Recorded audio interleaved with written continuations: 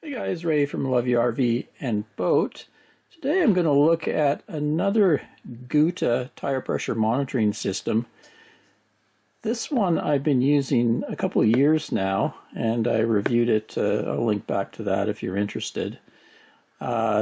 This is the one I'm going to be reviewing, and they got a hold of me and asked if I would want to review their system, and I said, oh, I've already reviewed your system. And they said they had a newer one. You can see by the display it's a little different here. This one has all your tires here, but it rotates every 5 seconds and gives you the pressure and temperature of each tire. This one, you can have it all show on the display at one time, which was of interest to me. And I thought it would be an interest to my audience, so I said, sure, send that out. So they sent it out for free, a free review sample for me. Anyway, let's go through what they claim the features to be. Real-time display of tire pressure and temperatures. External cap sensors for easy installation, I guess, versus having it inside the tire. Light, compact, anti-theft, and water-resistant sensors. I've used these sensors for a couple of years and been in a lot of rain and stuff, and they've never leaked, so I'm pretty confident in them if you tighten them up properly. 3 to 4 years of sensor battery life, and the battery is replaceable. I found usually I get about a year before I want to change them because I don't want them wearing out. 3 to 4 seems a little long to me. Accurate pressure reading, well, I hope so. Pressure range 0 to 188 psi, so that would be of interest to people with very large tires like motorhomes. Receiving data while parking. So that's good to have. I have reviewed one monitor that actually had to be rolling. The wheel had to be underway before it would wake up. Large size LCD display of pressure and temperature.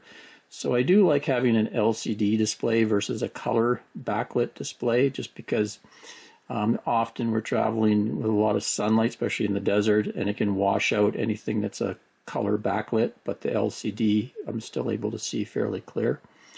Long receiving distance. I did have their previous one, and it came with an extender. I used it for a bit, but I did have to install it to make sure I had a consistent reading on there. Hide and unhide tractor and trailer data. So I think you can do up to 3 trailers, maximum 24 tires, including 2 spares. So let's take a look at the hardware, and then we'll go through the settings and demo it. So a quick look at the hardware. Here's the display. Fairly lightweight. It charges with a USB cable here, regular USB to a USB-C. Doesn't take too long to charge, and I find if you it does go to sleep, so it saves there, but I find I just turn it off between tows and I can get multiple months out of a charge even, so I don't bother wiring it in or anything. I just use it as is. And there's a few mounting options. You can screw one into the dash. I go with the suction cup on my window down low, and it works well for me. Give you a bunch of little sticky things to put on the sensors. So up to 3 trailers here, and then the F is your vehicle. And a tip is on the sensor end, if you don't, they're just paper sensors, so once they get wet they might peel off, is you can take some clear nail polish and just coat it with that, and it'll help it stay longer. There is the extender here for longer vehicles, so it's a good idea to use that. I found I got away without using the extender for about a year or so, but then I started loading up my back seat with different things like fridge, freezer and stuff, started blocking the signal, and eventually I had to install the sensor to make it work. But after I installed this extender, it worked really well. Then they give you a little kit here with a bunch of nuts to go on your tire valves if you want to kind of dissuade people from just unscrewing them. They kind of call it like anti-theft, but the person knows what's going on. They wouldn't dissuade it very easily. They could get past that. And there's some extra O-rings there in case they wear out in here, because there's an O-ring in the sensor itself to keep water out. They use CR2032 batteries, which is a little bigger than a previous one that I had, which helps it last longer. You probably get 6 months to a year out of a set of batteries I found, and then a wrench for that, and undo this and attach sensors.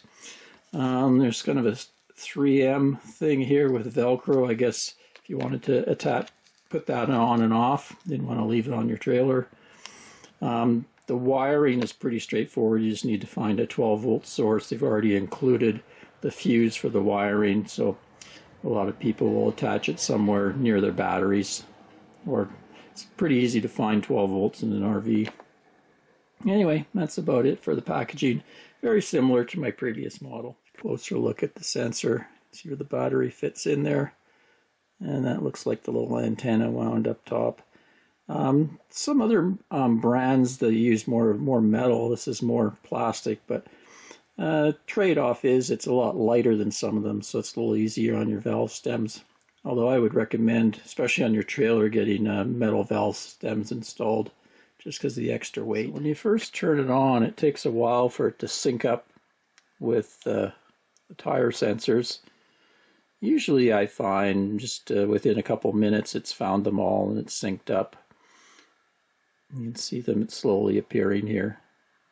So I find before I tow, I flick this on, let it do that before we leave for the travel day. Okay, so 7 of them have been synced up and put on my tires. I got them all on the same screen because that's the way I want it, so I can see them all at one glance. And you can see I've kind of arranged these top 4 to be the truck and the bottom 4 to be the trailer. So I have one left to sync here.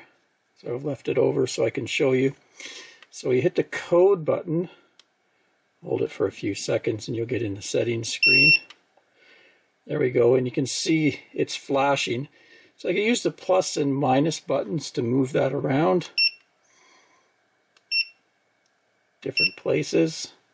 So you find the tire that you want or the placement that you want, and then you just hit the code button again. A red light will light up there, and then you put the sender close to it. So we'll just hit the code button, and I just go like that, and it finds it, and it's showing 0 now because obviously this is off the tire, so it's 0 psi.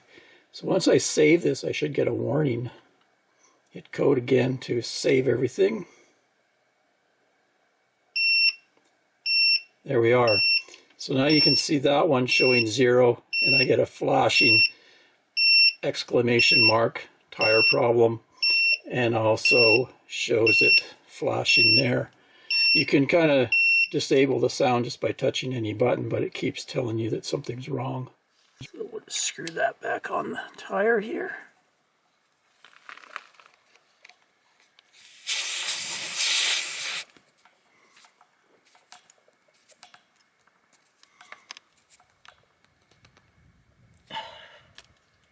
And there we go, warning stops, and it's showing 80 psi. Let's take off one of the trailer tires and we'll see how fast it responds. There we go, so we've had a blowout.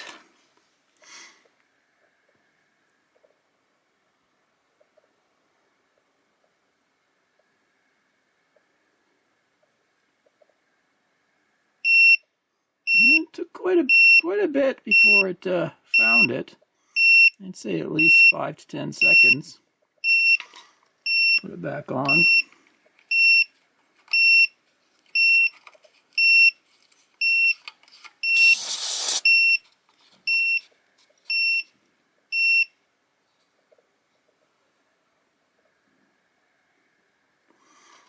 And it's back.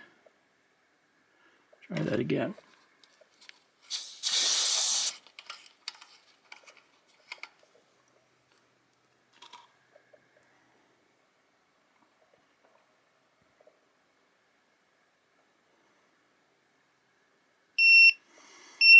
So not instant, it must be like checking on each sensor and going through them, not all the time.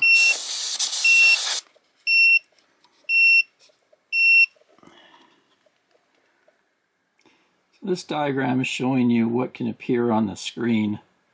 Shows you where the the alert pops up.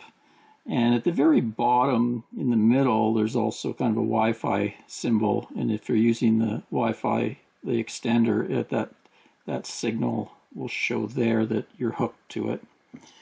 So here's the alerts. High pressure alert, plus 25% of the reference PSI. Low pressure is minus 15%. High temperature is 158 Fahrenheit. And then we have fast leakage. Sensor low battery alert. So that's nice to have. And sensor lost signal alert, which is nice too.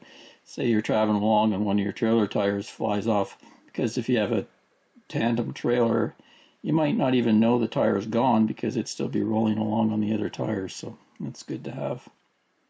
So the PSI alerts, the reference is the PSI when you put the sensor on the tire. So say you put it on and it's 100 PSI, then your high pressure alert would be 125 PSI and the low pressure would be 85.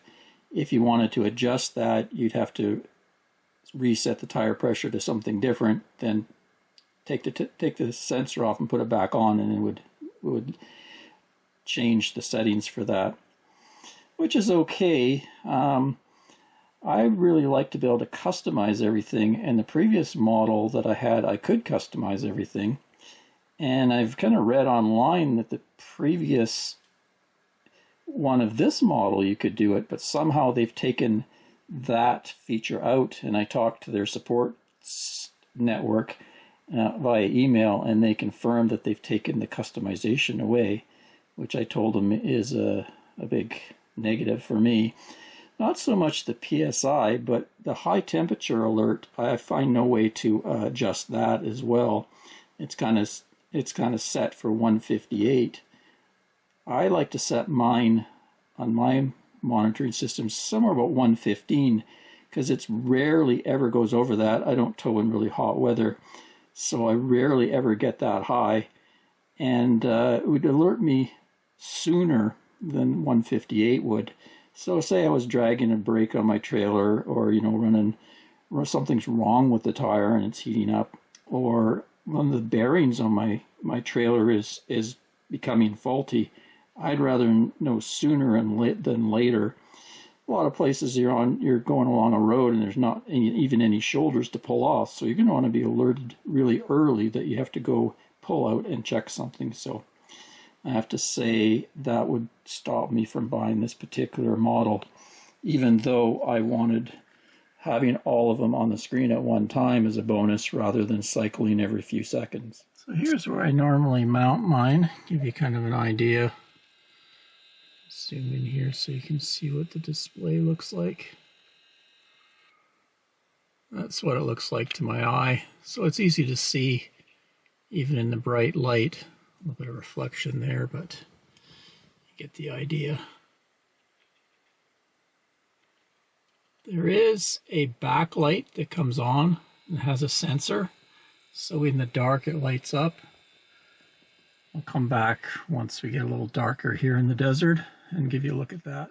Okay, so you can see as it got darker the light came on, and we have a backlight, so works well at night too.